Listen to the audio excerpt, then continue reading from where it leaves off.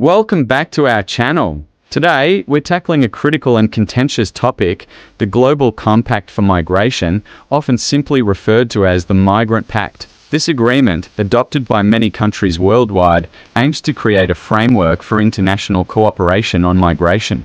However, it has faced significant criticism, especially in Canada and the United States. Let's explore the criticisms surrounding the Migrant Pact and discuss the anticipated influx of migrants into these countries, regardless of political affiliations. First, it's essential to understand the difference between migrants and immigrants. Migrants are individuals who move from one place to another, often in search of better living conditions or opportunities, but they may not necessarily seek permanent residency. Immigrants, on the other hand, are individuals who move to another country with the intent to settle there permanently and typically go through a legal process to obtain residency. The Global Compact for Migration primarily addresses migrants, who may include refugees, asylum seekers, and economic migrants. The Global Compact for Migration was established in 2018 and aims to promote safe, orderly, and regular migration.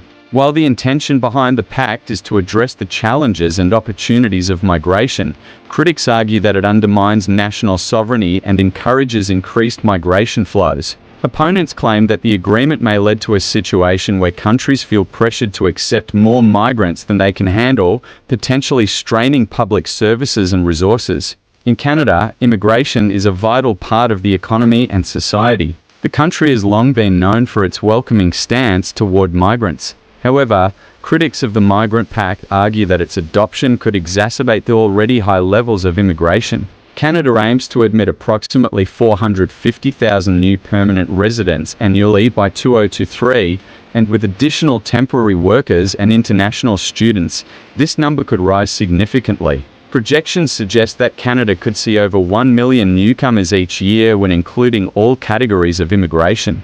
By the end of the Migrant Pact's implementation, the total number of migrants could be roughly equivalent to Canada's current population of about 38 million, raising concerns about integration and resource allocation.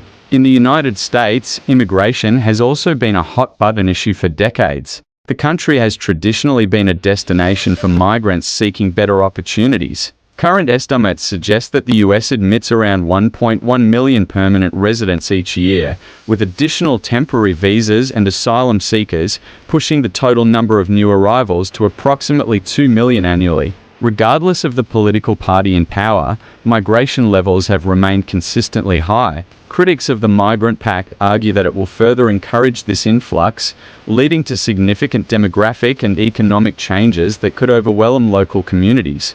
Many migrants arriving in both Canada and the US come from regions experiencing conflict, economic hardship, and political instability. For instance, a significant number of migrants come from Central America, particularly countries like Honduras, Guatemala, and El Salvador, where violence and poverty are rampant. In Canada, there is also a notable influx of migrants from countries such as Syria and Afghanistan, where war and persecution drive people to seek safer environments. One of the primary criticisms of the Migrant Pact is that it fails to adequately address the root causes of migration.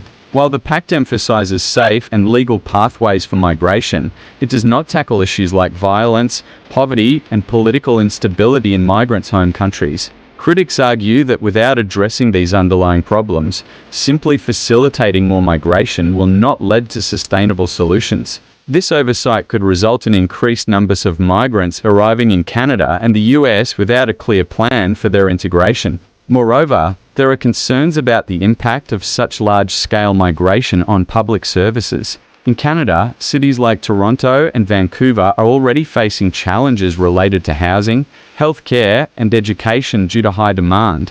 With the potential influx of hundreds of thousands of additional migrants, these issues could become more pronounced. Critics argue that local governments may struggle to provide adequate support, leading to social tension and strain on public resources. In the United States, similar concerns have been raised. The influx of millions of migrants could exacerbate existing issues in the healthcare and education systems. Many local communities may not have the capacity to accommodate sudden increases in population, leading to overcrowding in schools and hospitals. Critics of the Migrant Pact argue that it does not provide a clear framework for how receiving countries can prepare for and manage these challenges effectively. Additionally, there are documented cases of crime associated with migrants, which further complicates the narrative. In both Canada and the US, some studies and reports have indicated that certain crimes, including drug trafficking and gang-related activities, have been linked to migrant populations. While the vast majority of migrants are law-abiding individuals seeking better lives,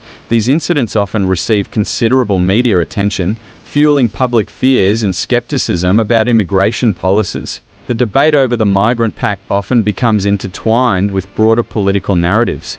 Regardless of who is in power, the presence of millions of migrants is a reality that politicians must contend with. The contentious nature of immigration policy means that solutions are often complicated by political agendas and public sentiment. Many citizens express frustration over what they perceive as a lack of control over immigration, fueling calls for stricter border policies and enforcement.